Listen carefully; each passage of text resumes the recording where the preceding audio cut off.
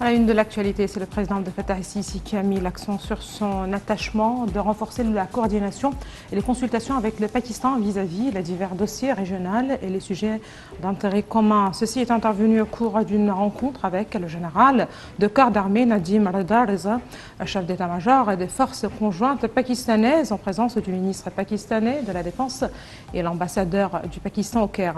La rencontre a porté sur la coopération dans le domaine sécuritaire et militaire, comprenant les visites réciproques des grands responsables ainsi que l'organisation du comité de la défense conjointe.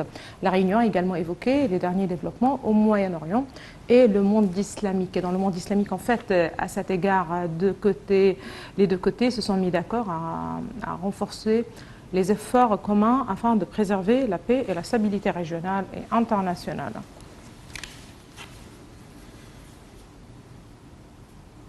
Comme je viens de vous annoncer dans les grandes lignes, le Premier ministre, Dr Moustapha Madbouli, a affirmé que le président Abdel Fattah el-Sisi a accordé un grand intérêt au développement des axes routiers dans les régions de l'ouest du Caire. Ces déclarations ont eu lieu au cours d'une réunion tenue pour suivre les plans de développement d'un nombre de routes et des axes au gouvernorat de Gizeh.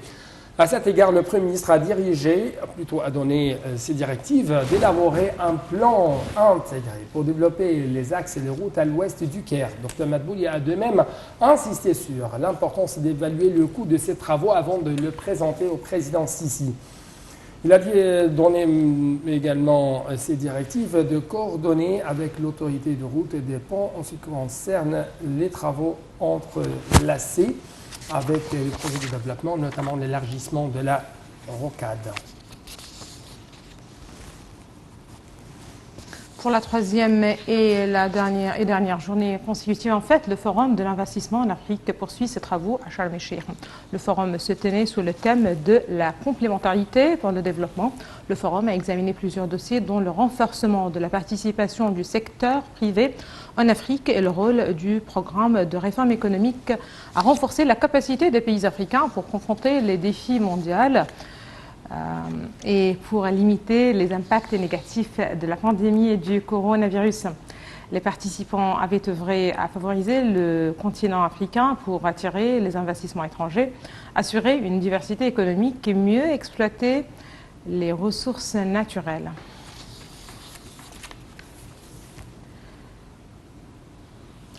Quant à la 5e conférence des présidents des cours constitutionnelles africaines, elle se poursuit aujourd'hui au Caire.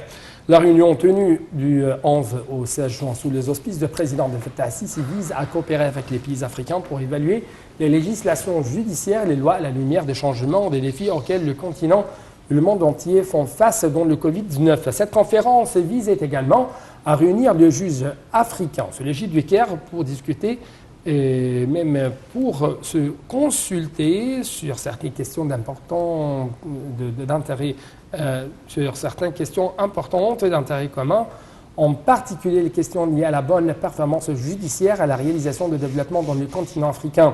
Il est à noter que l'axe principal de cette 5e édition est la lutte contre la pandémie du coronavirus et le terrorisme qui menace la stabilité, mais aussi la sécurité dans toute la région.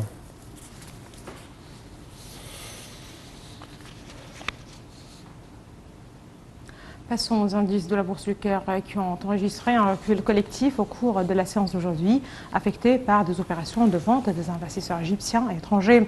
L'indice JX30 a reculé d'environ 0,9%, dépassant le niveau de 10 000 points. Les indices secondaires, le JX70 et le JX100 ont également reculé d'environ 2% et 2,5%. Le capital du marché a atteint 635,7 milliards de livres égyptiennes.